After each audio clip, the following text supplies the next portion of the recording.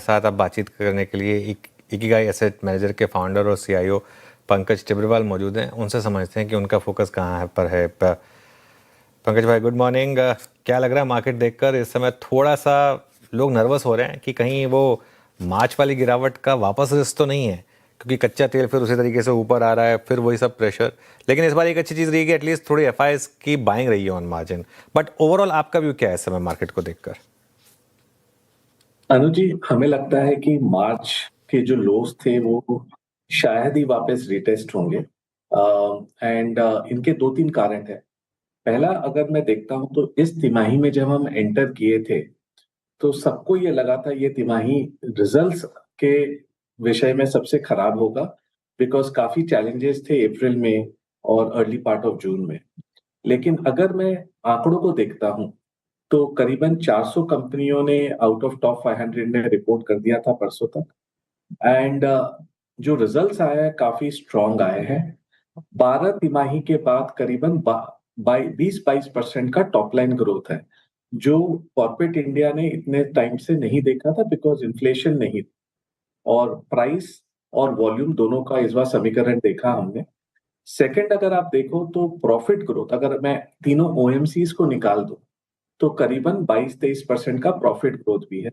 इसमें large cap करीबन 18-19% है, मिड कैप 24% है और स्मॉल कैप 30%। तो द मोस्ट चैलेंजिंग तिमाही में आपने देखा कि कॉर्पोरेट इंडिया ने बहुत बेहतरीन प्रदर्शन किया है और ग्रोथ कहीं ना कहीं पिकअप हो रहा है। और दूसरी तिमाही का भी हमारा ये प्रोबेबिलिटी है कि नतीजे काफी स्ट्रांग होंगे, बिकॉज लास्ट ईयर का बेस हमारे फेवर में। और फिर तीसरी तिमाही से फेस्टिव सीजन चालू होगी। तो ओवरऑल अर्निंग्स जो सबसे एक स्ट्रॉन्ग फंडामेंटल फैक्टर रहता है वो काफी स्ट्रॉन्ग लग रहा है अक्रॉस सेक्टर्स। और इस बार का अगर आप एक वर्ड में अगर आप सम अप करना चाहो इस तिमाही के रिजल्ट्स को, रेजिलियंस। पहली बार हुआ है कि 60% ऑफ द कंपनी जिन्होंने रिपोर्ट किया है उन्होंने 15% प्लस की अर्निंग्स मुनाफे में बढ़ोतरी दी है। नॉर्मली ये रेंज 45 से 55% होता है। इस बार करीब हम 60% की तरफ इंच अप कर रहे हैं। वो बहुत ही अच्छा चीज है कि ब्रेथ ऑफ द मार्केट काफी स्ट्रांग रहा है। सेकंड, अगर हम देखें तो एआई ट्रेड जो था हमने देखा जुलाई में अनवाइंड हुआ काफी बड़ा। और इसके कारण जो एफआईज ब्लाइंडली चेस कर रहे थे एआई ट्रेड को, उनको भी एक रियलाइजेशन रिस्क हुई। और एक चीज आप देखो, 6 जून में हमने एफसीएनआर का अनाउंसमेंट किया था गवर्नमेंट और आरबीआई ने मिलके, और इसका काफी बड़ा सक्सेस रहा है इस बार रुपी को स्टेबलाइज करने में। अभी तक $40 बिलियन का इनफ्लो आ गया है। और नॉर्मली अगर मैं 2013 से कंपेयर करता हूं तो ये फ्रंट एंडेड काफी स्ट्रांग रहा है, जिसने दो चीज की है। एक, आपके रुपी को स्टेबलाइज किया है और दूसरा, एफआईज वापस रिटर्न होने लगे हैं। दो कारणों के कारण, एक एआई ट्रेड अनवाइंड और एक रुपी स्टेबलाइजेशन। तो हमें लग रहा है कि अगर रुपी ₹2 ₹3 के रेंज में रहा, जो पॉसिबिलिटी है, और आने वाले समय में ये जो स्कीम है एफसीएनआर की, हमें लगता है टोटल $80 बिलियन ईसीबी और दो अदर स्कीम्स मिला के आ सकता है। तो ये कि स्ट्रॉन्ग लिक्विडिटी और करेंसी को सपोर्ट कर देगा, जिसके कारण एफआईज का रुझाव भी इंडिया की तरफ पॉजिटिव हो रहा है। मैं अपने इंटरेक्शन से आपको जस्ट अपडेट कर सकता हूं कि लास्ट 2-3 वीक में काफी सारे बड़े एफआई से हमारी बातचीत हुई है। एंड उनका रुझाव जो एकदम नेगेटिव की तरफ था, हमें एक सेंस आया कि वो न्यूट्रल की तरफ मूव हो रहे हैं। और इंडिया का लास्ट 2-3 महीने में जो प्रदर्शन रहा है ब्रॉडर मार्केट का स्पेशली, उसको देख के वो चाहते हैं कि वो अंडर वेट से एटलीस्ट इक्वल वेट की तरफ बढ़े। और जुलाई में हमने देखा एफआई सेलर बने।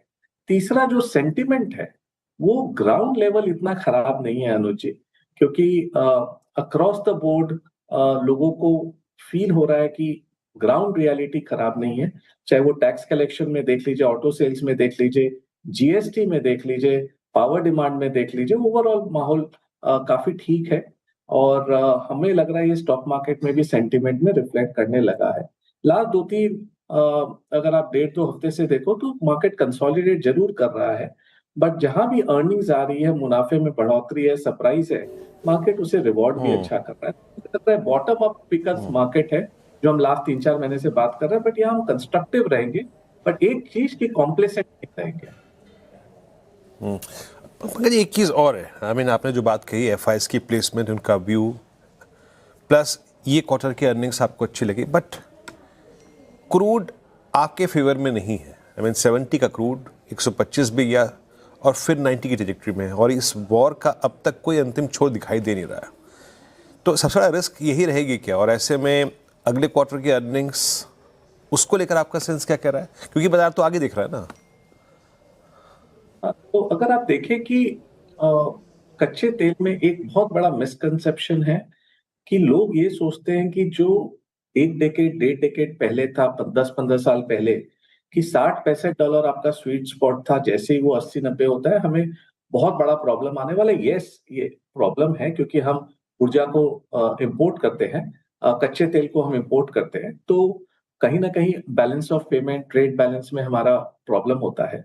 बट अगर आप लास्ट 10 साल में जो जर्नी है देश की देखो, तो अब ये स्वीट स्पॉट $80 से $90 के बीच में हो गया कच्चे तेल का, जो पहले $60-65 होता था, क्योंकि per capita intensity of oil consumption has gone down in India and renewables आ गए हैं, सोलर आ गया है, विंड आ गया है, तो उसके कारण काफी एक सपोर्ट मिला है। द सबसे बड़ी हाईलाइट इस बार की ये रही कि आप देखो, जब कच्चे तेल वापस $100 गया अभी जस्ट 15-20 दिन पहले, रुपी नहीं हिला इस बार। एंड ये एक बहुत इंपॉर्टेंट चीज है नोट करने की, बिकॉज इस बार करेंसी इनफ्लो है, अपने डॉलर इनफ्लो है सिस्टम के अंदर, तो वो करेंसी को प्रोटेक्ट कर रहा है। एंड हमें लगता है कि नया रेंज जो कच्चे तेल का है वो 75 से 95-100 के बीच में रहेगा, बिकॉज जियो पॉलिटिक्स आपको सोने नहीं देगा, बीच बीच में आपको न्यूज डालते रहेंगे अक्रॉस द वर्ल्ड। एंड इसके कारण आपको वॉलेटिलिटी मिलेगी मार्केट में, जो आपको अपॉर्चुनिटी के तौर पर लेनी है।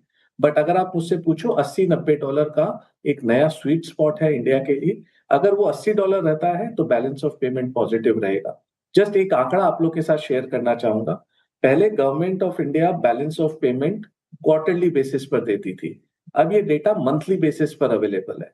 मई और जून, आप लोग सब अग्री करोगे कि सबसे चैलेंजिंग पीरियड था उस समय, कोई विजिबिलिटी नहीं थी, कच्चे तेल का दाम $100-110 भी चला गया था, 120 भी चला गया था, एज आपने बताया। लेकिन बैलेंस ऑफ पेमेंट मई और जून में पॉजिटिव रहा। ये सबसे बड़ी इंपॉर्टेंट चीज है, बिकॉज रेमिटेंस जो $10 बिलियन अ मंथ चल रहा था लास्ट ईयर, वो $15 बिलियन हो गया। हम सबने सोचा कि लोगों की जॉब जाएगी मिडिल ईस्ट में, पैसा ट्रांसफर कैसे होगा, बट उल्टा हुआ कि लोगों को भय लगा वहां पर पैसा रखने को, और उन्होंने यहाँ देश में ट्रांसफर किया। तो रेमिटेंसेस $30 बिलियन आया 2 महीने के अंदर, प्लस FCNR का सपोर्ट आ गया है, और FIs की सेलिंग बिकवाली बंद हो गई है। तो ये अगर मैं सबको कंबाइन करता हूं तो मैक्रो सिचुएशन इतनी खराब नहीं है जो लोग भय कर रहे थे, और उसके कारण आप वो माइक्रो में भी ट्रांसलेट होता हुआ देख रहे हो। नहीं तो इतनी strong earnings across the board बहुत टाइम के बाद हमने देखा है। और मैं हमेशा बोलता रहा हूं, थोड़ा महंगाई दर इंडिया में चाहिए। महंगाई दर थोड़ा जब आता है तो कॉर्पोरेट इंडिया बेहतरीन प्रदर्शन करता है, बिकॉज उसे प्राइस इन्फ्लेशन थोड़ा मिलने लगता है, जो लास्ट 3 साल से एब्सेंट था। ओके। आईटी पर क्या व्यू है पंकज जी अब, क्योंकि इस बार की आईटी की रैली थोड़ी सी टिकी है कंपेयर टू लास्ट 2 रैलीज। अनुज भाई, मेरा ये क्लियर व्यू है। अगर आप याद करो, 3-4 महीने पहले आपने बताया था जब पूरी मंदी, मैं बोला एआई जरूर है, एआई एक प्रोडक्टिव गेम चेंजर है, लेकिन ये आर्ग्यूमेंट करना कि इंडियन आईटी सर्विसेज का टर्मिनल वैल्यू 0 हो जाएगा, आई थिंक वो ओवर एक्सटेंड करना था आर्ग्यूमेंट को। And money where our mouth is, हमने लास्ट 2-3 महीने में अपना जो अंडरवेट हम 1.5-2 साल से चला रहे हैं, उसको एटलीस्ट न्यूट्रल की तरफ हम लेके गए हैं। कमेंट्री इतनी खराब नहीं रही है इस बार आईटी सेक्टर की। और ये जो एआई ट्रेड अनवाइंड हुआ है, उसमें आपने ग्लोबली भी देखा कि आईटी सर्विसेज जो कंपनीज थी, इंडेक्स थी, उसने मोमेंटम वापस दिखाया है ऊपर की तरफ। तो हमें लग रहा है कि स्टॉक स्पेसिफिक जाना होगा, जहां भी आपको ग्रोथ लग रहा है और वो लग रहा है कि पिवट कर पाएंगे to the new revenue service जो एआई के तौर पर आएगी, उन पर आपको बेट लेना है। आपको ब्लाइंडली सब कंपनियों पर बेट नहीं लेना है। आई थिंक बहुत स्टॉक स्पेसिफिक रहने वाला है आईटी सेक्टर, और हमारा रुझाव मोर मिड कैप आईटी की तरफ है, जो मोर अजाइल है, और जहां हमें लगता है मिड टीन्स ग्रोथ की विजिबिलिटी डिसेंट है, वहां पर हम अपना पैसा बेट कर रहे हैं। मतलब एक हमने मंदी में एक कंपनी ली थी, मंदी के पहले डेटाबेस और ओरेकल करके थी, वो ऊपर गया और आईटी सेक्टर नीचे गया, क्योंकि उसको उस समय एआई के कारण मार दिया गया था, लेकिन कुछ लेना देना नहीं था। और जब नतीजे आए तो आपने देखा कि क्या है।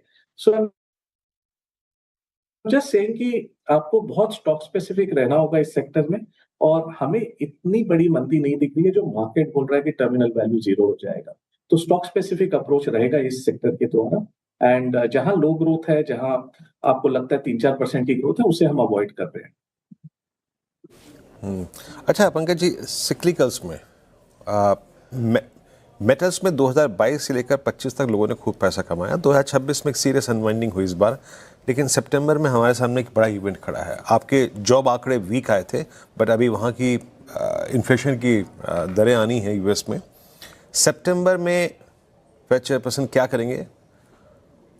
आपको क्या लगता है, मैंने कमोडिटीज़ पे, मेटल्स पे, प्रीशियस मेटल्स पे क्या इम्पैक्ट होगा? क्योंकि सबके पोर्टफोलियो का एक अंश ये होते हैं, और इवन गोल्ड से जुड़ी हमारी बहुत सारी कंपनियां होती हैं। इस पर आपका टेक क्या है? मुझे लगता है कि कमोडिटीज एक mega bull market, mega trend की तरफ है, एंड बीच बीच में इसमें उतार चढ़ाव आते रहेंगे, बट कहीं ना कहीं वर्ल्ड एक ट्रांजिशन कर रहा है from softer asset to harder assets. इस ट्रांजिशन को आप इग्नोर ना करें, बिकॉज जो जियोपॉलिटिक का एनवायरनमेंट है वो ओवरनाइट ठीक नहीं होने वाला है, एंड इसके कारण हर कंट्री इनवर्ड लुकिंग हो गई है और अपने रिसोर्सेज को शेयर करने में हिचकिचा रही। इसका आउटकम क्या होगा कि रिसोर्सेज जहां कॉन्सेंट्रेटेड हैं, वहां पर आप देख रहे हो कि प्राइसिंग इंक्रीज हो रही है, चाहे वो कॉपर बोल लो, एल्यूमिनियम बोल लो, जिंक बोल लो, रेयर अर्थ मिनरल्स बोल लो, कच्चे तेल बोल लो, एंड ये ओवरनाइट खत्म नहीं होगा, और इन्फ्लेशन और महंगाई दर आने वाले समय में एक बड़ा मेगा ट्रेंड दिख रहा है। इसके में अगर आप हार्ड एसेट्स नहीं रखोगे तो हो सकता है आप महंगाई दर में अंडर, एंड हमारा ये मानना है कि लास्ट 20-25 साल में बहुत बड़ा अंडर इन्वेस्टमेंट बैठा है, चाहे वो कॉपर में बोल लो, चाहे वो गोल्ड सिल्वर की नई माइंस में बोल लो, एल्यूमिनियम की नई कैपेसिटी में बोल लो। ओके, आई थिंक कुछ दिक्कत आ रही है। पंकज जी, अगर आप मुझे सुन पा रहे हैं तो बहुत बहुत धन्यवाद हमारे साथ जुड़ने के लिए। आगे बढ़ते हैं।